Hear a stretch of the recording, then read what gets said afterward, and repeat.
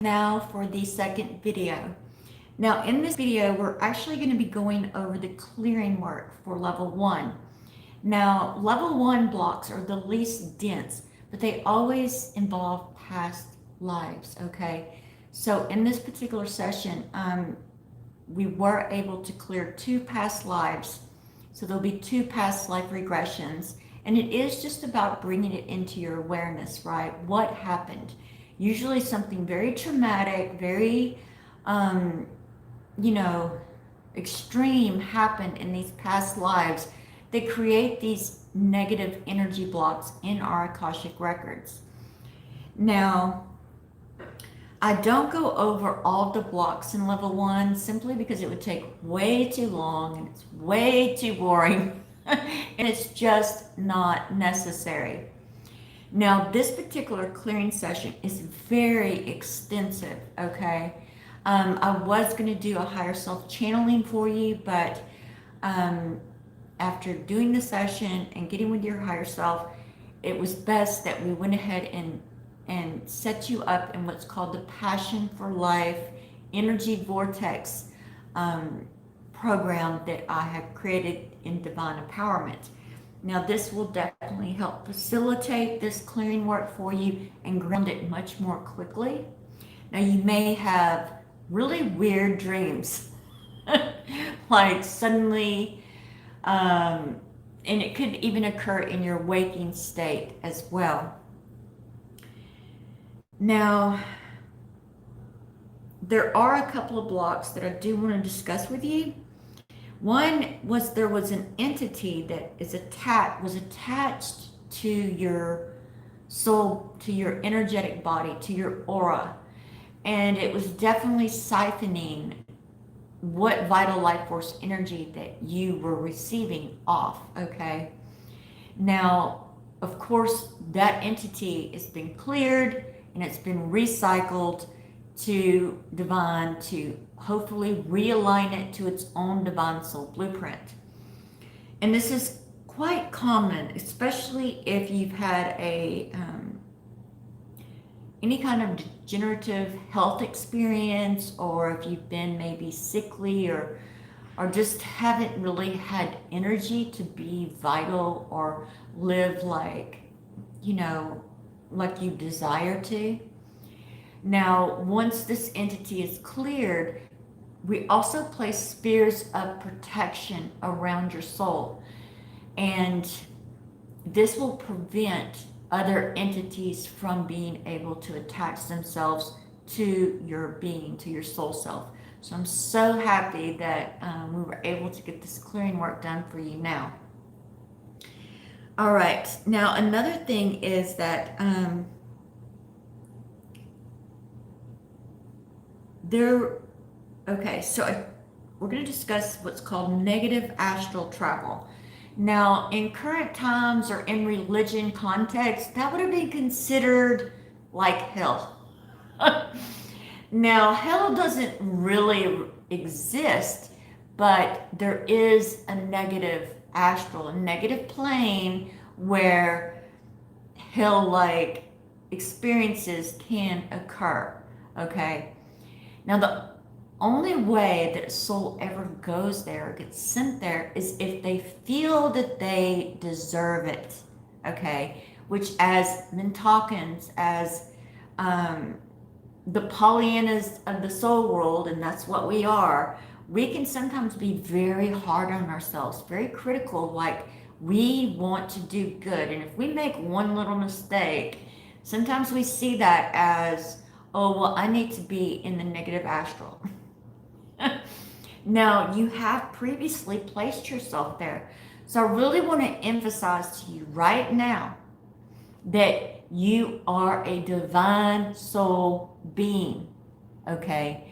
There is nothing that you have ever done or you will ever do that will deserve being placed there. Now, of course, if you were Hitler or, you just went around and some serial killer, there are people there that really, truly deserve it. And what that time does for them is helps them work through all of that negative stuff that they have going on. So it is kind of like a healing therapy for them. However, I do sometimes come across souls that have no business going there, okay? And what happens a lot of times too is our past lives and the things that happened in those past lives, even if it wasn't our fault, subconsciously we feel those experiences. And sometimes we relive them through our current lifetimes. And we take responsibility. Mintakans are very good at taking responsibility. In fact, we probably tend to take too much responsibility over things that are really not our fault. Now, we also cleared a lot of negative, unjustified karma. Another big thing with Mintakans, or even a lot of souls, right? Especially star seeds, where we will actually take on other souls' karmic debt to help them do better, because we want them to be better, to do better. And it's just out of the goodness of our souls, right? Where we say, okay, let me help you out here. However, it's not appropriate, okay? Because it doesn't benefit them, and it certainly doesn't benefit us.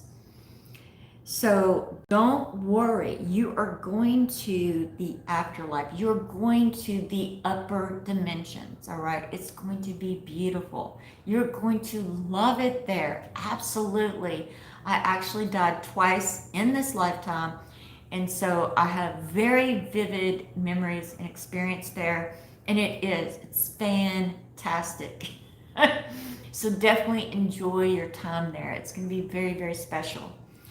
Now, and let go of the fear, any fear of what that experience is going to be like, or any fear of not knowing where you're going. I know exactly where you're going, and it's definitely a beautiful place, and it's so fluid, and it's like instant manifestation. You think something and you see it. It's that magical. All right, now, like I said, this is a very extensive clearing. Now I'm going to go over the energies behind the densest blocks that were cleared, okay? And then we're going to do 2 past life regressions. The energies are lack, suffering, aggression, unconsciousness, chaos, depression, self-doubt, pain, despair, miscommunication, judgment, confusion, drama, lack, humility, loss, anxiety, failure, self-criticism, shame, guilt, violence, doubt, fear, anger, trauma, dependence, blame, aggression, worry, helplessness, suffering, limitation, and fragility. That's a lot. Okay, so again, I am going to connect you with the Passion of Life energy vortex system so that you really feel wonderful. And like I said, you most likely will have some very intense, very vivid dreams. Now we're going to get into what happened in these past lives. The first lifetime, it occurred 305 lifetimes ago. Now that's lifetimes, not years. In this lifetime, you were born in Egypt and you were a Hebrew slave. Egyptians were very cruel to the slaves at this time, and the living conditions were appalling. Your childhood was very difficult, and you were undernourished. You were severely beaten for the first 7 years of your life. By the time you reached puberty, you were very lethargic, and you were forced to work 18 to 20 hours a day, which left you very little time for sleep or anything else. You never smiled or laughed and had never experienced joy or peace. When you became a young adult, the living conditions for the slaves worsened. By this time, you were married and was unable to bear children, which made you very angry. You started to rebel at times with the Egyptians and your punishments became more and more brutal. You lost a hand and then an arm. Then they cut out your tongue. It was horrific for divine communication to not be able to use your words. You fell into a deep despair and depression followed. However, since you had never experienced happiness, it did not seem so bad, really. However, you ate less and less and would give your food to your nieces and nephews. Your body weakened and you became anorexic. You started collapsing while carrying your um, water buckets that were very, very heavy. Your family tried to hide your deteriorating condition, but that did not last long. You were soon to fall ill and die a very excruciating and painful death. Like I said, something very dramatic happened. Now, in the second lifetime, it actually occurred 102 lifetimes ago. In this lifetime, you were born in England to a poor family of farmers. You were a smart child and taught yourself how to read and write. You kept journals which were very hard to come by and quite expensive. But you worked hard, and even when you weren't working, you were working on things that could be traded for pen and paper. Your family thought it was a huge waste of time and money. When you became a teenager, you left the farm and met a priest in the Catholic Church on your travels. You had one set of clothes and a bag full of journals. You had no idea where you were going, and the priest offered you a place to stay in the nunnery. It was a quiet place, and the silence was deafening for you. The nuns tried to get you to join the church, but you didn't feel called to serve God or the cause in any way. You left the nunnery and made your way to the city, which was crowded and dirty, but you found it to be exciting and thrilling. You started writing short comedies, comedy set or acts, which you would perform in the streets for money. This is where you met your soon-to-be husband, who was a writer and performer also. He was older than you, and he was unusually tall and very awkward. You were content in your marriage, and you laughed a lot. You worked together and had a nice and clean place to live.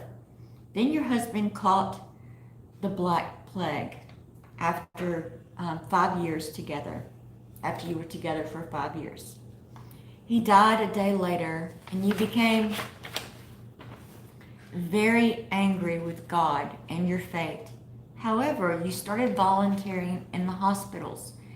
You never wore protective gear, and for some reason, you thought you were cursed because you never got sick. You worked there in the hospital for 10 years through plagues, military and church battles. You never remarried and stopped writing in your journals. You were bitter and lonely, but you came down with TB, so tuberculosis. You left the city at that time and returned home to the farm to live out your final days in peace. Now, there was kind of like this overall energy in both lifetimes where it's almost as if you expected to get sick and die at some point. Like that has kind of was kind of like the big overall energy, the inner energy of the blocks that have created for you, where it's almost like coming into the physical. You know or expect that eventually you will get sick and you will transition. So we have definitely cleared that, okay? And I will continue to work here at the physical level and help raise the vibration of the planet, and also so that we can access more and more vital life force energy so that we can have longer incarnations. Because like I said, the birthing process is so traumatic. And then we have to spend 18 years or close to it, at least 12 years. And we're not able to make our own choices and consequences. So blessings into infinity.